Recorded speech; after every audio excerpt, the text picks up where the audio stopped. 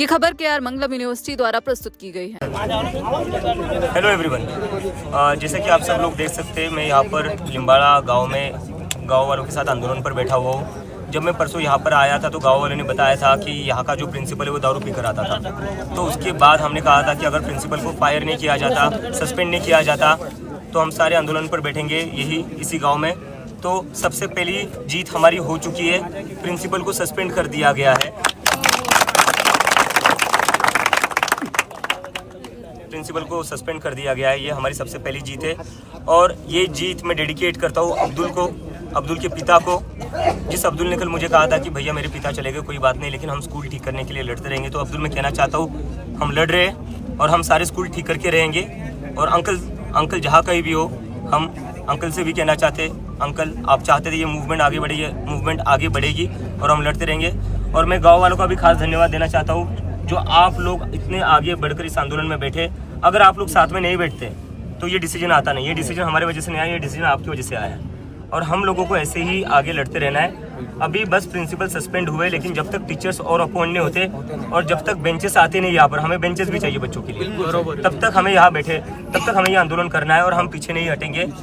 अभी और लड़ना है तो सारे लड़ेंगे ना साथ में। इस देश की जो जितने भी स्कूल है ठीक करके रहेंगे ना हम। यहाँ पर जो प्रिंसिपल आ रहे थे, दारू पीकर आ रहे थे, बच्चों के सामने दारू पीते थे और इसी क्लास में छोटी छोटी बच्चों के सामने दारू पीकर सो जाते थे। तो उसके लिए हमने कहा था अगर उनको नहीं हटाया जाता है तो हम आंदोलन करेंगे। हम आज आंदोलन पर बैठे तो, लेकिन अभी पता चला है कि उस प्रिंसिपल को हटाया गया है।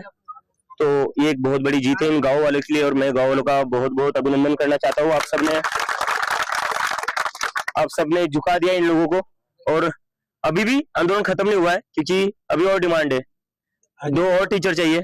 जब तक वो 2 और टीचर का अपॉइंटमेंट आता नहीं है, तब तक गांव वाले पीछे नहीं हटेंगे और गांव वालों के साथ मैं यहीं पर बैठा रहूंगा जब तक ये यहाँ बैठे रहेंगे। बहुत सारे जिला परिषद की स्कूल की हालत खराब है, बेंच नहीं है स्कूल में। आगे का प्लानिंग क्या है आपका और आंदोलन कैसा रहेगा? नहीं, आगे तो हम ये पूरा देश भर आंदोलन कर रहे हैं। जहाँ जहाँ सरकारी स्कूलों में बेंचेस नहीं है, वहां पर हम बोलेंगे कि सबसे पहले बेंचेस दो, क्योंकि जितने भी एजुकेशन डिपार्टमेंट में जो ऑफिशियल्स काम करते हैं, उनके बच्चे तो बेंचेस फ्री बैठते होंगे ना प्राइवेट स्कूल में। आपको जिम्मेदारी क्या दी थी? आपको जिम्मेदारी दी थी स्कूल अच्छे करने के लिए सरकारी। आपने क्या किया अपने अच्छे? आपने नहीं किए। आप अपने बच्चों को भेजते हो प्राइवेट स्कूलों में और आपके बच्चे को मिलती है डिजिटल क्लासरूम, बेंचेस मिलते हैं, आरओ का पानी मिलता है।